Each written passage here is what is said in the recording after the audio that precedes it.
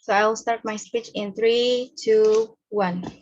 Ladies and gentlemen, before the closing government give the arguments and proposing more better mechanism in our side and speech, we would like to give the summarize of what the debate went for the opening bench. So the prime minister from their side, they're poorly executed how they will be giving their mechanism under their side of the house, because they are failed to give the classification very clearly to the to an extent where they will give the impoverishment punishment to the corruptors. For the leader of opposition, they are mainly focusing on how this criminal justice system of impoverishment will be unproportional for the children, and it's unjust for the children and the family of the corruptors. And for the deputy prime minister, they are giving the mechanism of still giving them the reparation that the corruptors have to pay more than they committed the crime that they committed for reparations, and money is the only justification without actually tackle the mechanism again. So the deputy prime minister gave their solution, but also they are not be able to give uh, an extent of how the rehabilitation work that they are proposing under the start of the house. So we still haven't got any clue. So all the opening bench failed to give a proper justice and justification of how this could be. So moving on to to our side of the house, we want to framing the case in our word that any court justice system didn't do any deterrence effect to the corruptors. We want to eliminate we want to eliminate this act of corruption to an extent of impoverish them, because in hope in hope of deterrent effect to the others. So far, the opening bench didn't explain how their mechanism will be clearly, so let us compare and over the better solution. Corruptors are everywhere in every aspect of our life. We will impoverish those who commit criminal acts of corruption that cause state money loss in a state institution or state-owned enterprises or BUMN in Indonesia, for example, because they've committed crimes and taken the rights of the people. As for other types of corruption in our side of the house, we will still like the types of corruption in any other field, like private sector, for example, we will still be judged. There still will be judged accordingly to the existing and written laws. This impoverishment will be exclusively imposed to criminal acts of corruption that have committed trillions of rupees or dollars and harm more than one sectors or various parties. So how would we impoverish them? We will seize all their properties and wealth and make the Corruption Eradication Commission or KPK in Indonesia, for example, to keep track on the flow of the money that came from the act of corruption. As for their family, what the LO said that under the government bench, there will be burden for the government. We still the government will be ensured to keep the family still living for their basic rights, that the family of the corruptors that could be men or women that committed the corruption retain their basic rights and live in a proper condition. If they have children that are still attending school, they will be allocated to public school, which costs less. And the government will also keep the family of the corruptors on watch and under supervision so that they could still be able to get low to middle class level job to afford their daily needs. This is a win-win for both the we in our side of the house. We will still giving basic rights to the corruptors families, but also give a proper punishment for the committed crime. As for to give this attempt that we propose, to give them a lesson and life consequences that made by the corruptors of their family, because corruptors families are most likely to become one like the other who have committed, because nepotism exists under in our status quo right now. So we think that our underside of the house, we have stated and have given a more proper mechanism, and also classificate a good classification of who will get the punishment or not, and how other corruptors will get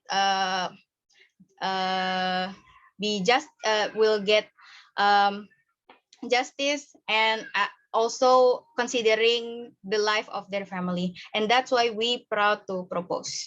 Thank you. I'll start my speech in 3, 2, 1. The other side of the house has given their what metrics to actually deter corruptors. One of it is still relying on jail fines. We think that jail fines are never enough since it is already implemented. But how is it? But jail fines that are implemented are never enough, because we have seen so many corruptors are getting these jail fines. They will get like 4 years fine, 5 years fine, but it is still not enough since, for example, Indonesia and Brazil are one of the biggest country with corruption.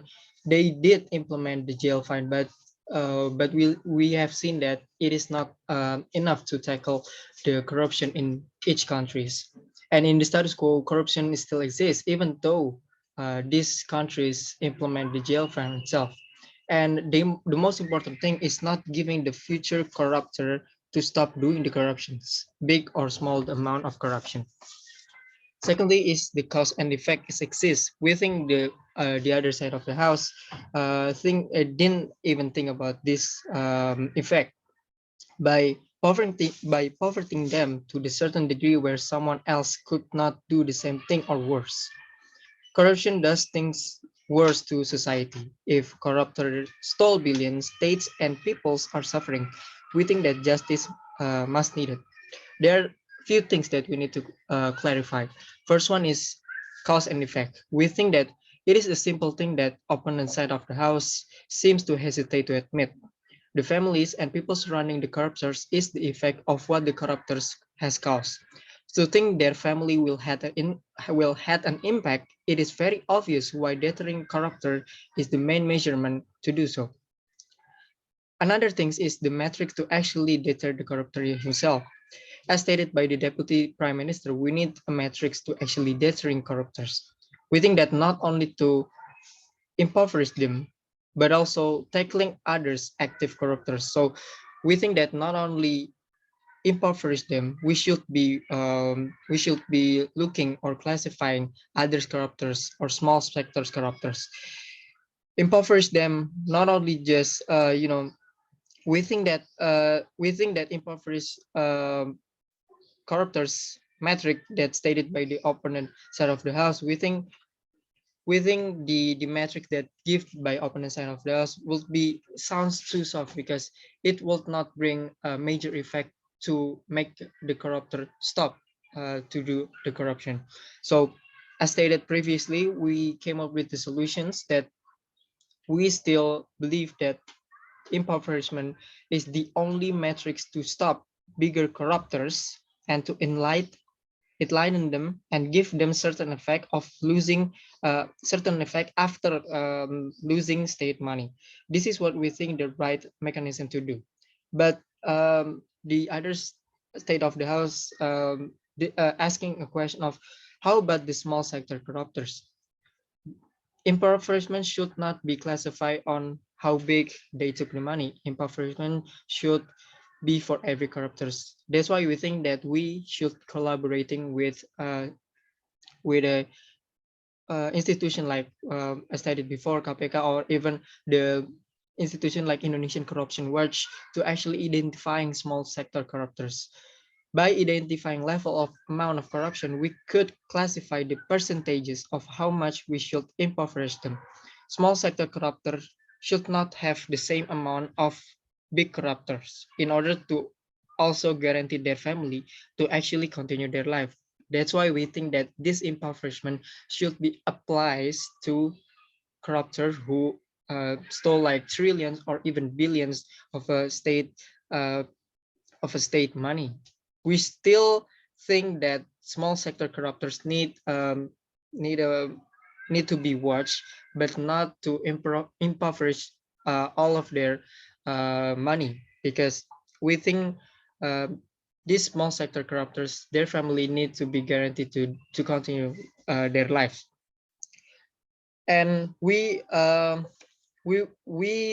see that we will ensure that big corruptors in this case, how we will impoverish them again, we will took all their properties and wealth and make the corruption eradication commission or the KPK to keep track on the flow of the corruption. So we will we will ensure that the corruptors, after they did their punishment, they will still be suffering and took the effect of what they caused. And this is will be important for the future corruptor to actually stop. This is what we actually wanted to the future corruptors to actually stop. That's why we will push the numbers of corruption down as low as possible. As for their family, again, the government will be ensured that the family of the corruptors will retain their basic rights to live in a condition. If they have a children, they are still attending schools, they still having the education rights, which they'll be allocated to public school, which cost less money.